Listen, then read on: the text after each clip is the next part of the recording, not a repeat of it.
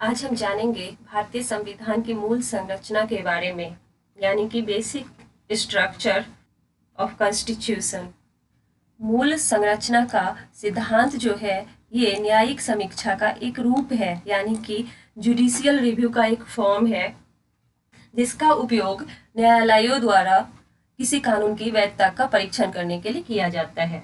मतलब ये कॉन्स्टिट्यूशन का फंडामेंटल फीचर्स है जिसको कि ना तो पार्लियामेंट के द्वारा अमेंड किया जा सकता है, मतलब सुधार किया जा सकता है, या फिर उसको ना तो हटाया जा सकता है किसी भी अमेंडमेंट प्रोसेस से।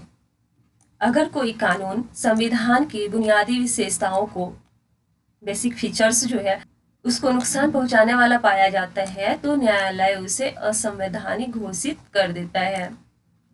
यह परीक्षण जो है व्यापक रूप से संसद के बहुसंख्यक आवेगों पर अंकुश लगाने के रूप में माना जाता है, क्योंकि यह संविधान में संशोधन करने की शक्ति पर मूलभूत सीमाएं लगाता है। अब हम जानते हैं कि इस सिद्धांत का विकास कैसे हुआ। भारतीय न्यायपालिका द्वारा दिए गए बहुत सारे निर्णयों से इस अवधारणा का विकास हुआ है। ये जितने भी निर्णय हुए इसके बारे में हम संक्षिप्त में जानते हैं। पहला था शंकरी प्रसाद केस 1951 का। ये मामला जो था बुनियादी संरचना सिद्धांत से संबंधित पहला महत्वपूर्ण मामला था।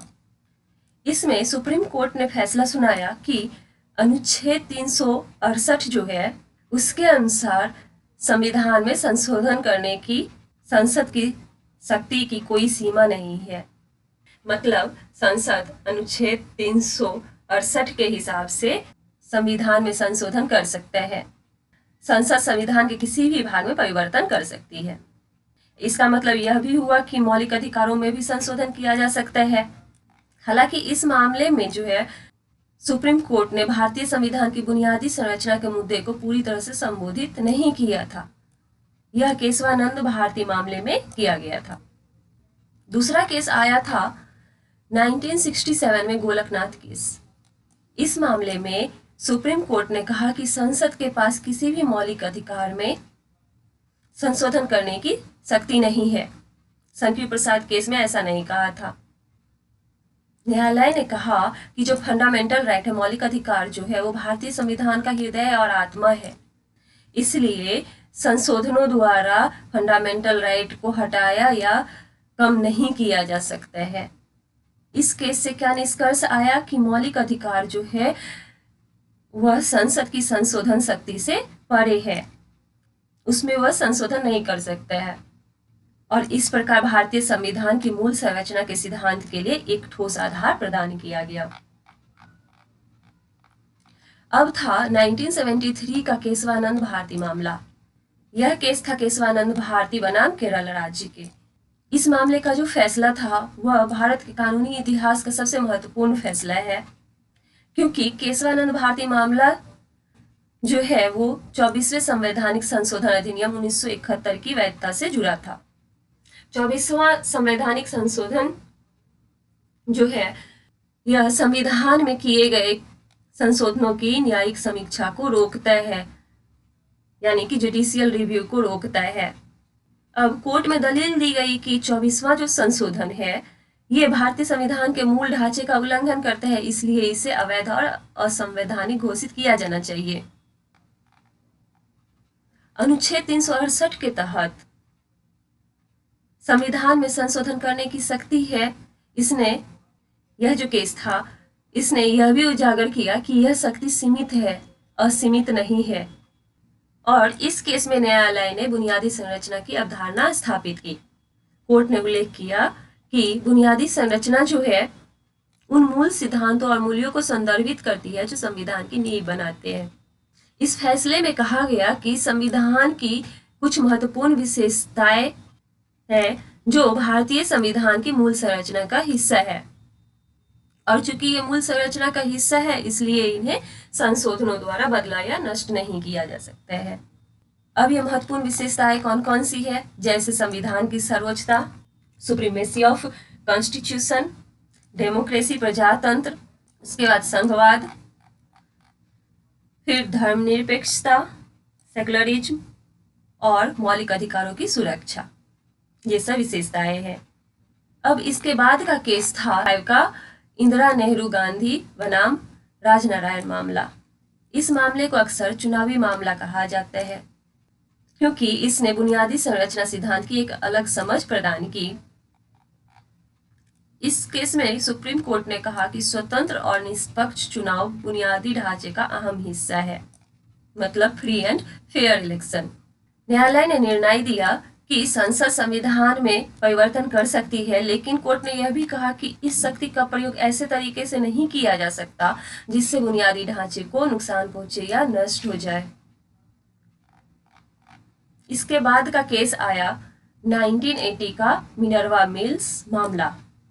अब यह केस इम्पॉर्टेंट है क्योंकि यह 42वें संविधान संशोधन अधिनियम 1976 के प्रावधानों की संवैधानिक वैधता के बारे में बात करता है। इस संशोधन ने, जो 42वां संशोधन था, इसने संविधान में कई ऐसे बदलाव किए जिसमें न्यायिक समीक्षा शक्तियों में कटौती और मौलिक अधिकारों को कमजोर करना शामिल है। सुप्रीम कोर्ट ने अपने फैसले में 42वें संशोधन के कई प्रावधानों को असंवैधानिक घोषित किया और इस प्रकार संविधान की सर्वोच्चता और मूल संरचना सिद्धांत के महत्व को बनाए रखा गया।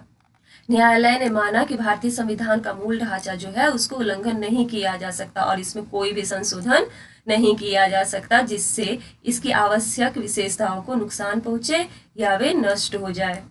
अब मूल ढांचे, जो बेसिक स्ट्रक्चर है, उसके निम्नलिखित सिद्धांत शामिल है: संविधान की सर्वोच्चता, लोकतांत्रिक सिद्धांत, कानून का शासन, मौलिक अधिकारों का संरक्षण।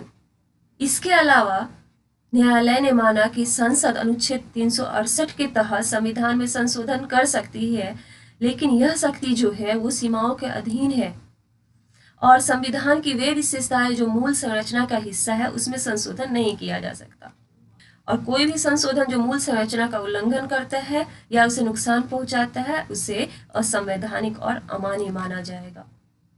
इसके बाद का केस आया वामन राव मामला 1981 का। इस केस ने मूल संरचना सिद्धांत की अवधारणा को और पुख्ता किया। यह मामला जो था वो 31वें संविधान संशोधन अधिनियम 1973 की संवैधानिक वैधता के बारे में था। इस संशोधन का उद्देश्य जो था वो भूमि सुधार से संबंधित मामलों में उच्च न्यायालय के अधिकार क्षेत्र को समाप्त करना था। इस मामले का जो फैसला आया उसने स्पष्ट किया कि बुनियादी संरचना सिद्धांत कोई कठोर या स्थिर अवधारणा नहीं है। इस मामले में उल्लेख है कि मूल संरचना सिद्धांत जो है एक विकसित सिद्धांत है और यह समाज में नए परिवर्तनों के अनुरूप ढलता है। सुप्रीम कोर्ट ने कहा कि न्यायपालिका की स्वतंत्रता और प्रभावशीलता को बनाए रखना महत्वपूर्ण है क्योंकि न्यायपालिका संविधान की संरक्षक है और इस मामले ने भी सुनिश्चित किया कि संविधान के मूल सिद्धांतों और मूल्यों का उल्लंघन करने का कोई भी प्रयास असंवैधानिक माना जाएगा। अब अगला केस था 1994 का SR बोमई केस। इसने भी सिद्धांतों को मजबूत किया। ये सिद्धांत भारतीय संविधान के मूल संरचना का अभिन्न अंग है। इस फैसले ने राज्य सरकार को बर्खास्त करने के केंद्र सरकार के अधिकार पर सीमाएं लगा दी। ये सब तो था कि बेसिक स्ट्रक्चर का जो सिद्धांत है कैसे कैसे डेवलप हुआ। अब हम देखते हैं कि भारतीय संविधान की मूल विशेषताएं क्या है। ये जो सिद्धांत है संविधान में निहित मौलिक सिद्धांतों और मूल्यों की रक्षा के लिए एक सुरक्षा कवच के रूप में कार्य करता है और यह संवैधानिक ढांचे की अखंडता और स्थिरता सुनिश्चित करता है। बुनियादी संरचना के विशिष्ट तत्व जो है व्याख्या के अधीन हो सकते हैं और समय के साथ विकसित हो सकते हैं और आमतौर पर इन जैसे सिद्धांतों को शामिल करते हैं, जैसे संविधान की सर्वोच्चता, लोकतांत्रिक सिद्धांत, मौलिक अधिकारों का संरक्षण, अधिकारों का विभाजन, सेपरेशन ऑफ पावर, संघवाद, धर्मनिरपेक्षता, कानून का नियम, रूल ऑफ लॉ। ये जितने भी तत्व हैं ये हमारे संविधान का नींव रखते हैं। अब इन सिद्धांतों को हम एक एक करके समझते हैं शॉर्ट में। संविधान की सर्वोच्चता, ये जो सिद्धांत है इस बात पर जोर देता है कि देश का सर्वोच्च कानून संविधान है। कोई भी कानून या संशोधन जो मूल संरचना का उल्लंघन करता है वह अमान्य और असंवैधानिक है। दूसरा सिद्धांत है लोकतांत्रिक सिद्धांत, जैसे स्वतंत्र एवं निष्पक्ष चुनाव, प्रतिनिधि सरकार, अल्पसंख्यक समूहों के अधिकारों की रक्षा करते हुए बहुमत का शासन। तीसरा विशेषता है मौलिक अधिकार, फंडामेंटल राइट्स। यह सिद्धांत जो है संविधान द्वारा प्रदत्त मौलिक अधिकारों की रक्षा करते हैं और इन अधिकारों को कमजोर या उल्लंघन करने वाले किसी भी संशोधन या कानून को रोकता है।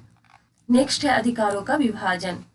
विधायिका, कार्यपालिका और न्यायपालिका जो है, इन तीनों के बीच शक्तियों का पृथक्करण किया गया है, अधिकारों का विभाजन किया गया है। यह भी संविधान की एक अनिवार्य विशेषता है जो मूल संरचना सिद्धांत का हिस्सा है। इसका उद्देश्य एक प्राधिकरण में शक्ति की एकाग्रता को रोकना, जांच और संतुलन की प्रणाली सुनिश्चित करना है। नेक्स्ट है न्यायिक समीक्षा। यह सिद्धांत न्यायपालिका को विधायी और कार्यकारी कार्यों की समीक्षा करने की शक्ति प्रदान करता है और यह सुनिश्चित करता है कि ये कार्य संविधान और मूल संरचना के अनुरूप हो। यह कानून के शासन की अवधारणा को सुनिश्चित करता है। अगला है संघवाद। यह सिद्धांत संविधान के संघीय ढांचे को कायम रखता है।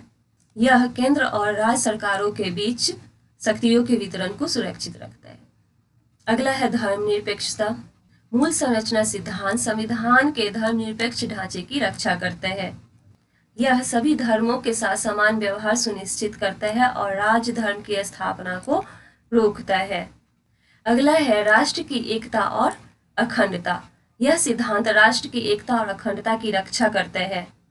यह देश की क्षेत्रीय अखंडता को कमजोर करने या नष्ट करने के किसी भी प्रयास को रोकता है। अगला है कानून का शासन।